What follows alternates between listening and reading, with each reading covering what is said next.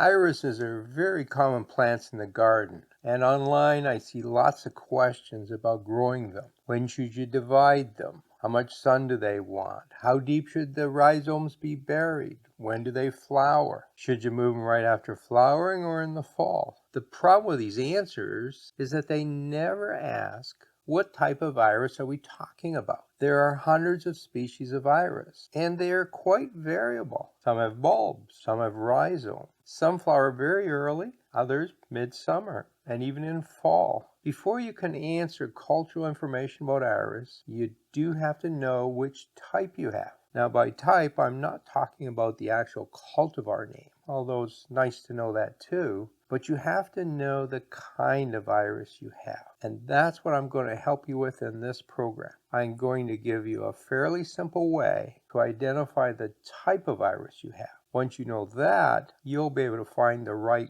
cultural information you need.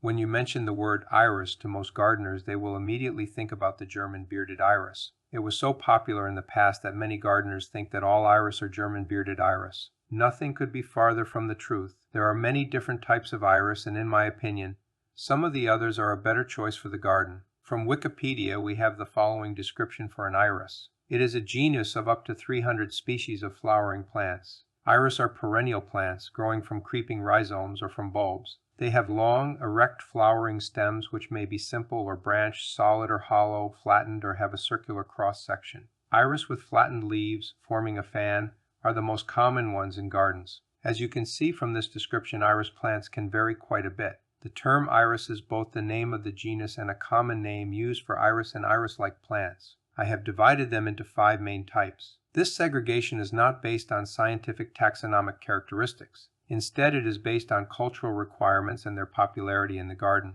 I will be discussing the following types. Bearded iris, also known as the German bearded iris. Beardless iris, which includes the Siberian, Japanese, and Louisiana irises, as well as Iris pseudochorus. Crested iris includes Iris cristata and Iris tectorum. The Dutch iris is Iris hollandica, and reticulata iris are the early spring bloomers. Iris can be divided into 2 categories based on their underground structure, either a bulb or a rhizome. How do you know if your plant has bulbs or rhizomes? The surest way to know is to dig one up and have a look at it. You might not have to dig up the whole plant. Since most iris have rhizomes, start by looking for a rhizome. Look at the soil right at the base of the leaves. Some iris will have the rhizome sitting at soil level or even above soil level, as with the common bearded iris. If you don't see it, remove an inch or 2 of soil towards the center of the plant. If you don't find a rhizome, the iris is probably growing from a bulb. The length of rhizome between fans of leaves can be several inches long, or it can be so short that some people will conclude that the plant has no rhizome.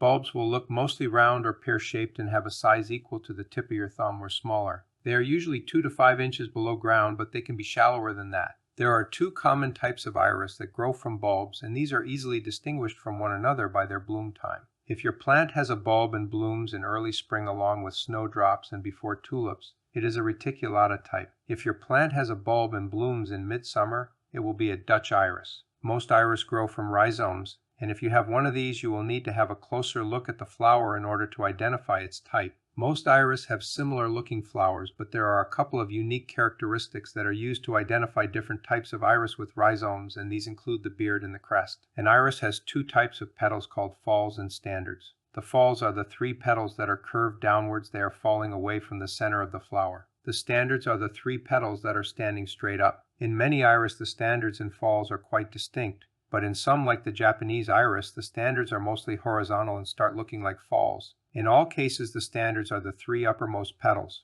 What is a beard? The beard is a fuzzy patch at the base of each fall's petal. Locate the falls and look at it near the center of the flower. The beard is usually quite distinct, and you can feel the fuzzy hair-like feature. Don't be fooled by a color patch in this same location. If the petal is not fuzzy, it is not bearded. What is a crest? A crest is raised tissue that is located in the same spot as a beard. It has been described as a ridge or coxcomb. You can see and feel the crest, but it will not be fuzzy. Now that you know which type of flower you have, you can figure out the type. There are 3 main types of iris with rhizomes. Bearded iris have a beard. Crested iris have a crest. If your iris has neither a beard nor a crest, it is a beardless iris. Iris with crests are less popular in gardens than the other 2 types. the bloom time, can also help you identify an iris. It is not a very precise way to identify an iris type, but it is useful to confirm your identification in some cases. An iris that blooms in early spring will bloom along with snowdrops and glory of the snow. Flowers appear as the snow is melting and before other common spring bulbs like tulips and daffodils. If your iris blooms this early, it is a reticulata type.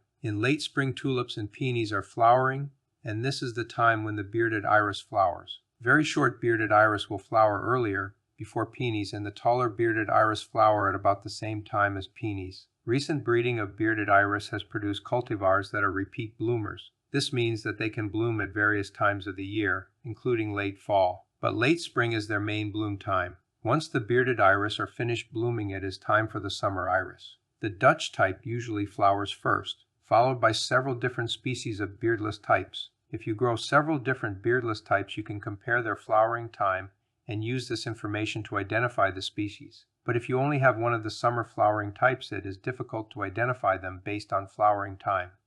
Iris are fairly easy to grow, and they're low-maintenance plants for the most part. With some of them, you do have to dig up the rhizomes every once in a while and divide them. But with others, you can pretty much leave them for years and not worry about them. Pests are usually not a problem either, except for the iris borer, which attacks the German bearded iris in particular. But other than that, they're pretty disease-free and pest-free. They're actually a great garden plant, and they have some of the most fabulous colors there are. Now, if you'd like to learn more about iris, here's a video about one of my favorite type of iris. It's reticulata, and it blooms really early in spring along with the snowdrops.